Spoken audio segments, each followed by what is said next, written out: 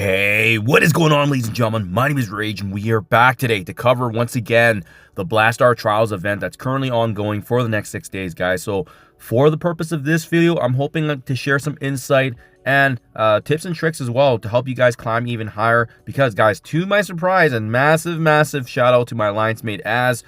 He's the one that's truly convinced me to try in this event overall, because if you guys caught my past video, right, I was actually just done. I was okay with just getting all the rewards here, as you can see, just finishing the 4 nodes and calling it a day. But you know, to this point, if I didn't need to bring up any of my characters to gear to 20 and still get through in a meaningful way, how high could I go? And then I gotta say, guys, wow, gotta give credit where credit's due. I think this is probably content that is as close as you can get to back in the olden days when they did have the legendary Horsemen Scourges come out in that build-up and climax of Apocalypse. That's kind of the feeling I got with this, because you can actually get a lot done with the roster that you have.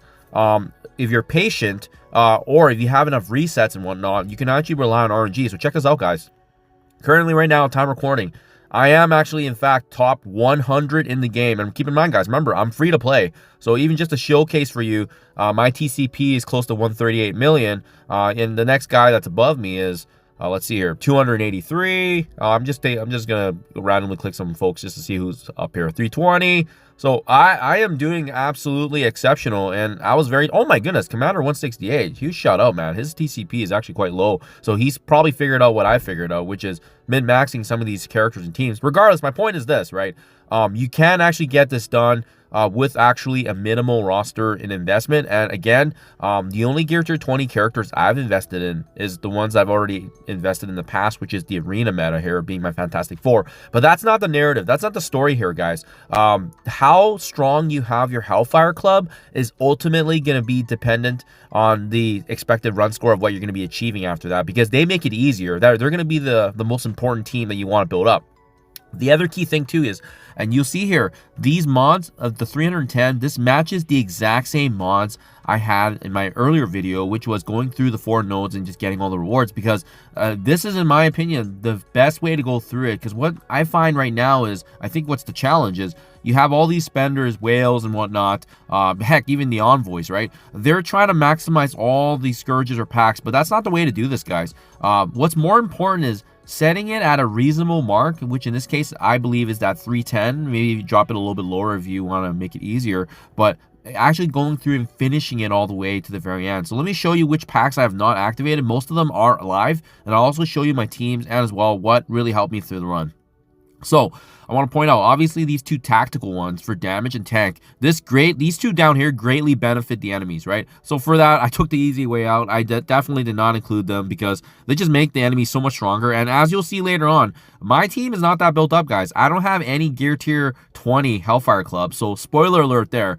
There's no need to actually require to build them up all the way, nor did I want to. And that's where my alliance mate came in to actually help me out in terms of saying, hey, like, you don't actually need that investment to go through it. World at War, this is a huge one, guys. Make sure the war abilities are turned off. I know, it's only for 20 packs, but trust me, it is going to be the difference between you making through a node or not, given some of the synergies that we're up against, especially waves of enemies already gaining benefit from either the raid game setting or Crucible. This is just icing on the cake that you can take off and making it a lot easier. And then personally for myself, could I have done it with that additional 30 HP for enemies? Yeah, I think I could have gotten by, but there was a ton of resets I had to do for certain nodes and whatnot. So this just, once again, makes it easier. So total mods, 310. And that's what gave me the best run score here of the 6.8 million, giving me that final with top 100 spot. So what I really like about this is, obviously the rank's going to drop in the coming days and weeks, especially when you see videos like this from myself and other creators on how to quickly get through it, and as well as streamline. But the good news is that I think I'm in a spot where, you know what, maybe the 4 or 5 red that I was aiming for is actually within earshot. Even if I'm in the top 3,000, I'll still get the 4 red, so that'll be really cool. That's something I'm going to be hoping for. But again, I don't even have Blastaar built up all the way, as you'll see. So that's what's more important, is that you can actually do this with some good investments overall without over investing for some of these teams, which is I'm a huge fan of. Right, so okay, so that covers the packs. Let me talk real quickly here now about the nodes, which one you'll probably have difficulties with here, and then as well the teams I've used, and I'll show you the investments I've done. So first two nodes here, I just use Vigilante. I just threw them in and hit auto. Yes, you can auto with 310 packs. You don't need to focus on doing anything. Now the missions 3, 4, and as well as I believe all the way up until basically the last node here of Fantastic Four that's required. That was my standard Fantastic Four team. So I brought in Blastaar, Quasar, in addition to my Fantastic Four, three-piece being Sue Storm, Franklin Richards, and Mr. Fantastic Reed Richards. So what's the most important is that you'll probably see some sort of bottleneck right up until this node right here, this mission 8.